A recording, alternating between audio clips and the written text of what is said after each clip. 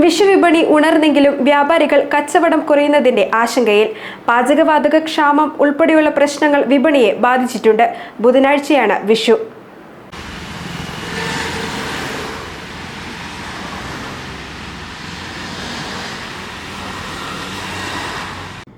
വിഷു ആഘോഷം വിപണിക്ക് ഏറെ പ്രതീക്ഷ നൽകുന്നതാണ്. ഇനി ഒരു ദിവസം മാത്രമാണ് അവശേഷിക്കുന്നത്. പച്ചക്കറി വ്യാപാരികൾ ഉൾപ്പെടെ എല്ലാ വിഭാഗം വ്യാപാരികളും വിപണി നേട്ടമാകുമെന്ന പ്രതീക്ഷയോടെയാണ് കാത്തിരിക്കുന്നത്. കണിവെള്ളരി കടകളിൽ മുഖ്യസ്ഥാനം നേടിയെടുത്തു. പച്ചക്കറികൾക്ക് കാര്യമായ വിലക്കയറ്റമില്ലെന്ന് വ്യാപാരികൾ പറഞ്ഞു. ചൊവ്വാഴ്ചയോടെ കച്ചവടം വർദ്ധിക്കുമെന്നാണ് കണക്കുകൂട്ടൽ. സാധനങ്ങൾ ഈ പ്രാവശ്യം വിപുലമായിട്ടുണ്ട്. വലിയ വിലവർദ്ധനമൊന്നുമില്ല. കച്ചവടത്തിൻ്റെ റിട്ടെയിൽ കച്ചവടങ്ങൾ അങ്ങനെ പ്രത്യേകിച്ച് ഇല്ല, വലിയ തിരക്കൊന്നും ആയിട്ടില്ല. സാധനങ്ങൾ വിപുലമായിട്ടുണ്ട്. കഴിഞ്ഞ ദിവസത്തേക്കായും വില കുറവാണ്. എല്ലാം നല്ല ഫ്രഷ് ഐറ്റംസാണ്. ഇപ്പോൾ വന്നു നോക്കിയ സീസണാണ്. അവിടെ മൈസൂർ പച്ചക്കറിയാണ് നമുക്ക് കൂടുതൽ വരുന്നത് എല്ലാവർക്കും.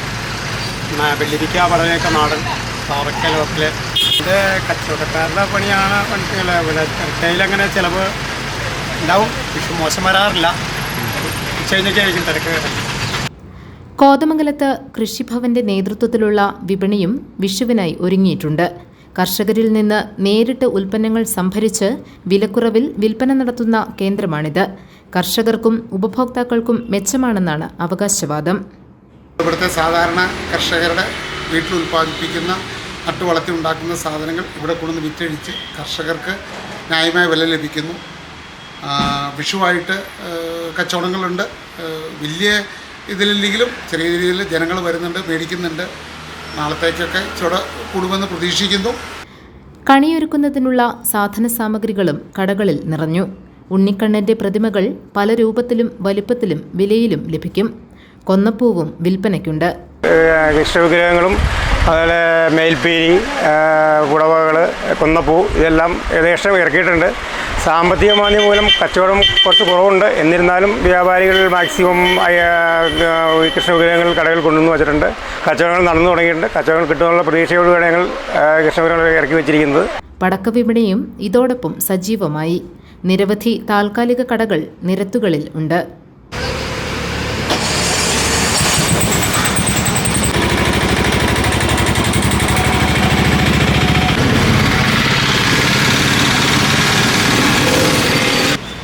ഞാൻ സെറ്റ് ചെയ്ത് തരാം.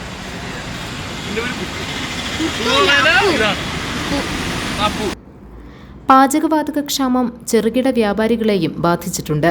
പച്ചക്കറി പലവ്യഞ്ജന വ്യാപാരികൾക്കാണ് പ്രധാന പ്രതിസന്ധി. കച്ചവടം കുറഞ്ഞെന്ന് വ്യാപാരികൾ പറഞ്ഞു. വലിയ അളവിൽ വാങ്ങിയിരുന്ന ഹോസ്റ്റലുകൾ പോലുള്ള സ്ഥാപനങ്ങൾ അടച്ചിട്ടതും ഇവർക്ക് തിരിച്ചടിയായി. ഈ ഗ്യാസിൻ്റെ ദൗർലഭ്യം മൂലം ചില കച്ചവടമൊക്കെ കുറഞ്ഞിട്ടുണ്ട്. അതുപോലെ തന്നെ ഏത്തപ്പഴത്തിൻ്റെ കച്ചവടം കുറഞ്ഞിട്ടുണ്ട്.